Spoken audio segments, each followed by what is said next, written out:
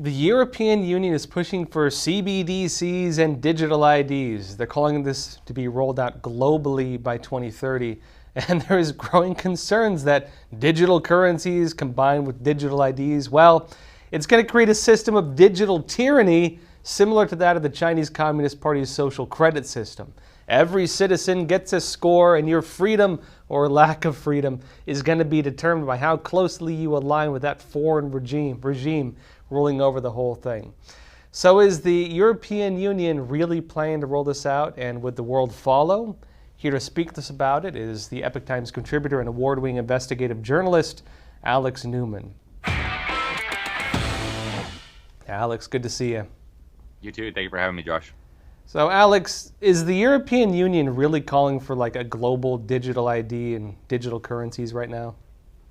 They are. In fact, they're working on these projects right now. They've been actually working on them for a very long time. They're only just now kind of making it more public and starting to market these ideas to the public. But the idea of a digital ID, they actually first proposed a digital vaccine passport in the documents that I found back in May of 2019, long before anybody had ever heard of COVID.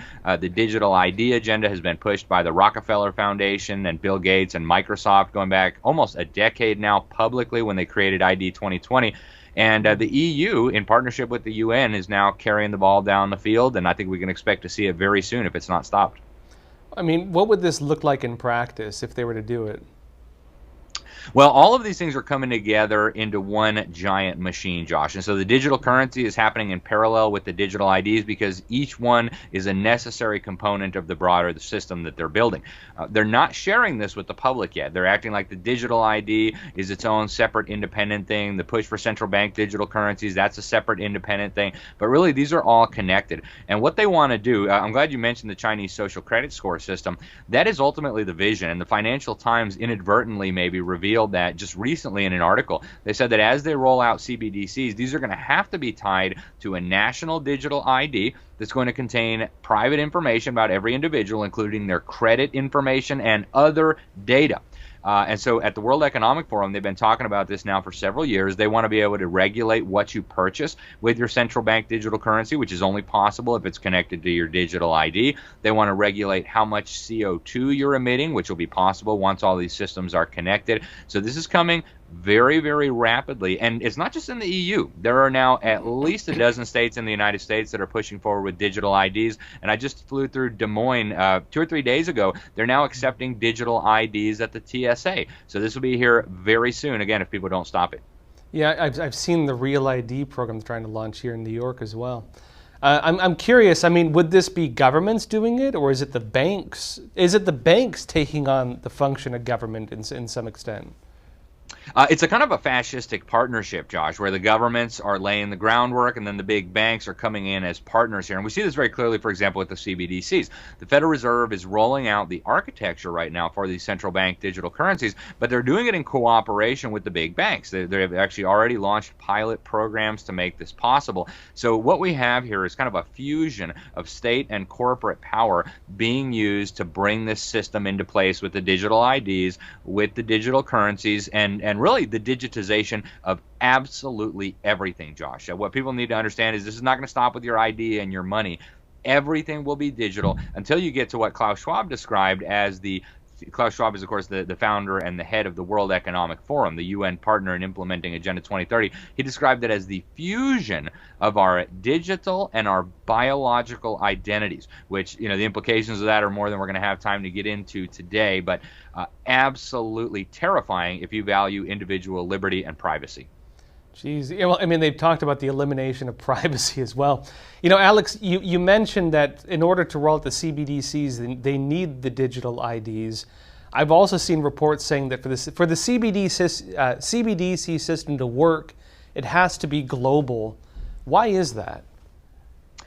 Because they're building a global system here. And if you have people operating outside of the system, then that can work anywhere, right? Like, for example, to give you a clear example, the Swiss right now are considering a proposal to enshrine in their constitution an obligation for government and the central bank to make sure cash is available for anybody who wants it.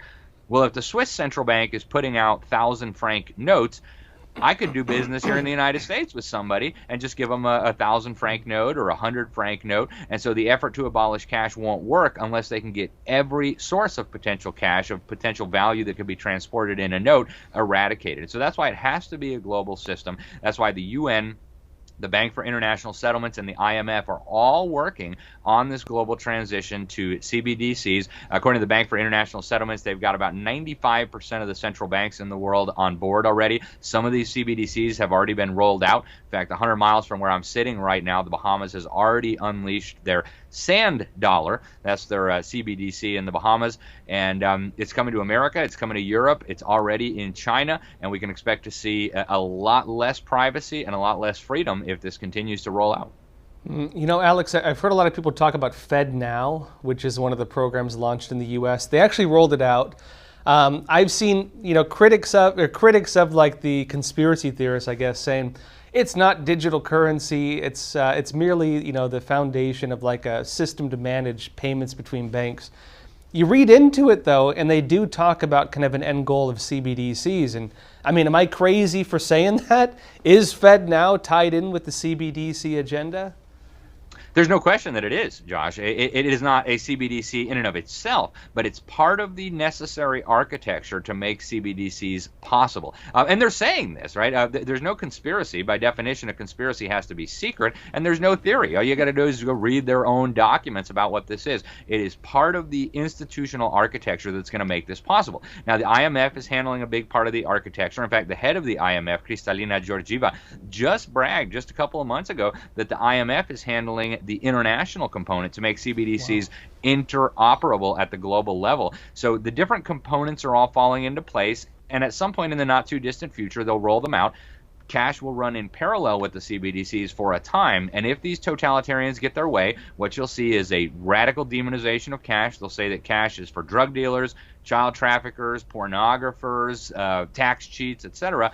They'll demonize it to the point where people don't want to use it, and then they'll just go ahead and ban it and move us all onto CBDCs. That's the risk that we're facing here if we're not careful. Yeah, and they're working on it too. Alex, always a pleasure having you on. Thank you. Thank you, Josh.